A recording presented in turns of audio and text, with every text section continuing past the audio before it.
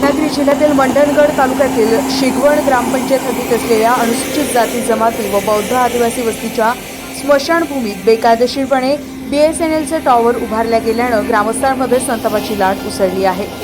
ग्रामपंचायतीने चुकीचा ठराव मंजूर करून स्मशानभूमीचा अपमान केल्याचा आरोप ग्रामस्थ व संघर्ष समितीने केलाय। या गंभीर प्रकरणी संघर्ष समिती व ग्रामस्थांनी तहसीलदार व तहसील कार्यालय मंडणगड येथे धडक देत निवेदन सादर केले। निवेदनात चुकीच्या पद्धतीने टॉवर उभारणाऱ्या अधिकाऱ्यांवर कायदेशीर कारवाई करण्याची मागणी करण्यात आली।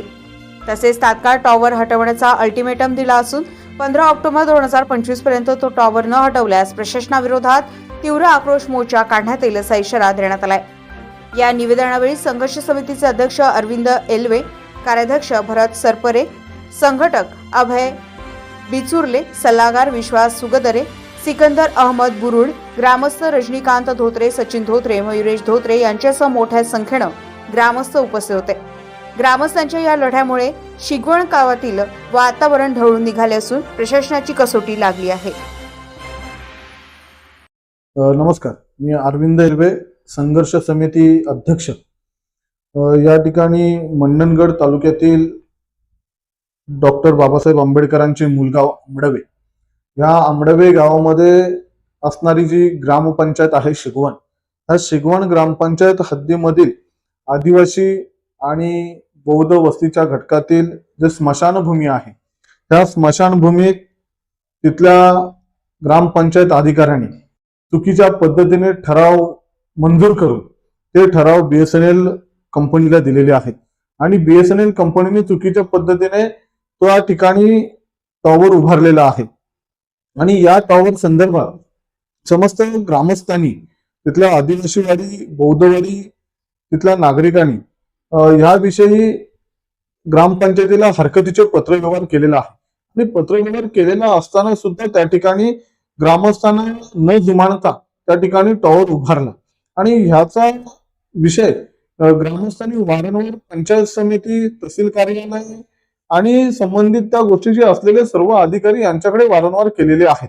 परंतु त्या ग्रामस्थांना कोणत्याही प्रकारचा न्याय मिळत नाहीये आणि तो टॉवर त्या ठिकाणी उभा केलेला आहे। अधिकाऱ्यांना ग्रामस्थांनी विचारलेल्या प्रश्नांचं उत्तर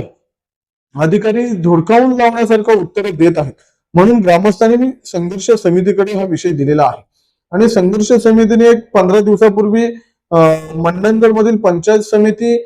गट विकास अधिकारी यांच्याकडे पत्रव्यवहार केला आणि पत्रव्यवहार केलेला आहे, त्याच्यावरती अद्याप कोणत्याही प्रकारची कारवाई झालेली दिसून येत नाहीये। म्हणूनच आज तहसील कार्यालय, तहसीलदार साहेब मंडणगड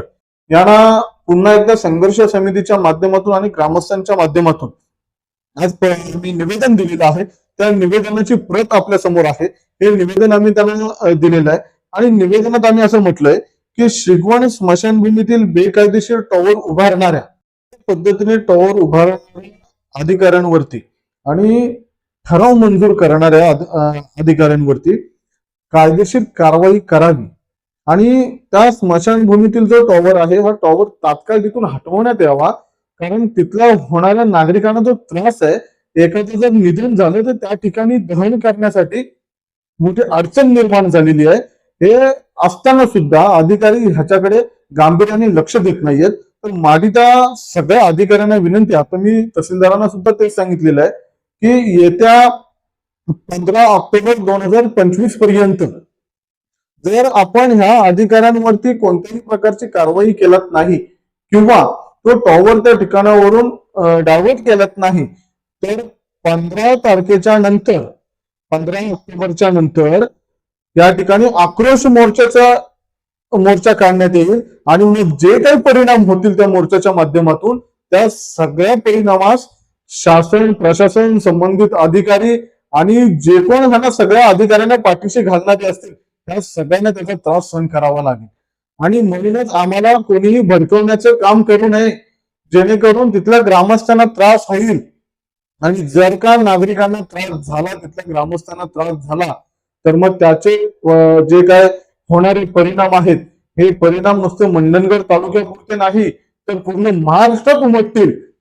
जेणेकरून हा प्रश्न बौद्ध वस्तीचा आहे, आदिवासी वस्तीचा आहे आणि ह्या मागासवर्गीयच लोकांना त्रास का दिला जातोय याच्याकडे सरकारने, इथल्या प्रशासनाने, अधिकाऱ्यांनी गांभीर्याने पाहावं, नाहीतर मग आमच्यासारखा वाईट कोणी मिळणार नाही याची दक्षता घ्यावी आणि येणाऱ्या 15 तारखेनंतर याचं जे काय उत्तर आहे 15 तारखेनंतर त्याला योग्य त्या पद्धतीने दिलं जाईल.